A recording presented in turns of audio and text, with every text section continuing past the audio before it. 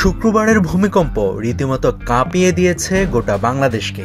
এরপর ভূকম্পন বিশেষজ্ঞরা নানান ধরনের তথ্য ও সমীকরণ দিয়ে দেখিয়ে দিয়েছেন ভূমিকম্পর আফটার শক আসবে। বিশেষজ্ঞরা এটাও বলেছেন যে এই অঞ্চলে ১২০ বা ১৩০ বছরের ব্যবধানে রিখটার স্কেলে ৮ মাত্রার ভূমিকম্প ফিরে ফিরে আসে। সবশেষ এই মাত্রার ভূকম্পনটি হয়েছিল ১৯১৮ সালে। তাই বিশেষজ্ঞদের ধারণা ফিরে আসার সময় হয়েছে সেই ভয়ঙ্কর ৮ মাত্রার ভূমিকম্পের। সৃষ্টিকর্তা না করুক, তবুও যদি এই ধরনের ভূকম্পন চলেই আসে তাহলে কি করতে হবে সবাইকে, বিশেষভাবে ঢাকার মানুষদের। শুক্রবার সারা দেশে কয়েক হাজার মানুষ আহত হয়েছেন শুধুমাত্র আতঙ্কে এবং প্যানিকড করে। এই ভূকম্পন এবং আতঙ্ক মোকাবেলা করার উপায় কি সেটাই জানাবো এই প্রতিবেদনে। কখন, কোথায় বা কত বড় মাত্রার ভূকম্পন আঘাত হানবে এটি আগাম বলা প্রায় অসম্ভব। তবে প্রাণহানি ও সম্পদের ক্ষতি কমাতে আগে থেকেই প্রস্তুতি নেওয়া জরুরি। প্রস্তুতি বলতে শুধু কিছু নিয়ম মুখস্থ করা নয়, বরং জীবনযাত্রা, বাসস্থানের গঠন এবং পরিবারের নিরাপত্তা পরিকল্পনা সাজানোকেও বোঝায়।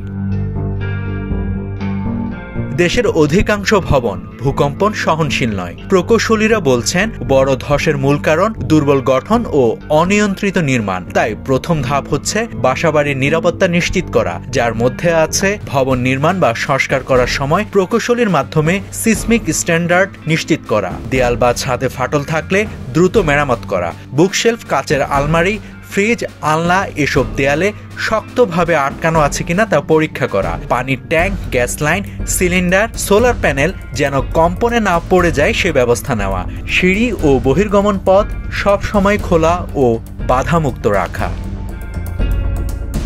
প্রকৌশলীদের ভাষ্য, বাংলাদেশে মৃত্যু কম হলেও ভবনের ধস বড় দুর্যোগ ডেকে আনে। ভূকম্পনে আতঙ্কই সবচেয়ে বড় শত্রু। আগে থেকে পরিকল্পনা থাকলে পরিবারের সবাই জানবে আসলে কি করতে হবে। এখন জানাচ্ছি মূলত কি ধরনের পরিকল্পনা নিতে হবে। বাড়ির নিরাপদ জায়গা ও বহির্গমন পথ সবাইকে দেখিয়ে রাখা, সপ্তাহে অন্তত একবার ড্রিল বা রিহার্সাল করা, ঘুমানোর জায়গার কাছে জুতো, টর্চ লাইট, মোবাইল, হালকা ব্যাগ এসব রাখা, শিশু ও বয়স্কদের আলাদাভাবে নির্দেশনা দেওয়া। এবার আসা যাক ভূকম্পনের সময় নিরাপদ জায়গা কি কি সে বিষয়ে একটু ধারণা দেওয়া। ভূকম্পনের সময় আপনাকে থাকতে হবে শক্ত টেবিল বা ডেস্কের নিচে, লোড বেয়ারিং দেয়ালের পাশে অর্থাৎ ভীমের নিচে, জানালা, কাচ, ভারী শেলফ থেকে দূরে থাকা এবং রান্নাঘর ও বাথরুম এড়িয়ে নিরাপদ কোনো স্থানে থাকা। প্রকৌশলীরা বলছেন মৃত্যুর প্রধান কারণ ঘরের ভেতর কোনো ভারী বস্তু পড়া, যেমন জানালার কাচ বা আসবাবপত্র। এছাড়াও আপনার আরো খেয়াল রাখতে হবে গ্যাস লাইনের মুখ কোথায় এবং কিভাবে বন্ধ করতে হবে, বৈদ্যুতিক সুইচ বোর্ডে আগুন লাগলে মেইন সুইচ বন্ধ কিভাবে করতে হবে, গ্যাস সিলিন্ডার নিরাপদ ও দেয়াল ঘেঁষা আছে কিনা সেটা নিশ্চিত করা। ভূকম্পনের পর বিদ্যুৎ, পানি বা খাবার সরবরাহ ব্যাহত হওয়ার সম্ভাবনা থাকে। তাই ৭২ ঘন্টার জরুরি ব্যাগ পরিবারের জন্য অত্যন্ত জরুরি। জরুরি ব্যাগে রাখা উচিত প্রতি ব্যক্তির জন্য অন্তত ৩ লিটার পানি, শুকনো খাবার, প্রাথমিক চিকিৎসার কিট, প্রেসক্রিপশনের ঔষধ, টর্চ লাইট ও অতিরিক্ত ব্যাটারি, পাওয়ার ব্যাংক, গুরুত্বপূর্ণ কাগজের ফটোকপি, নগদ টাকা, বাঁশি, মাস্ক, ছোট কম্বল, স্যানিটারি আইটেম সহ ইত্যাদি।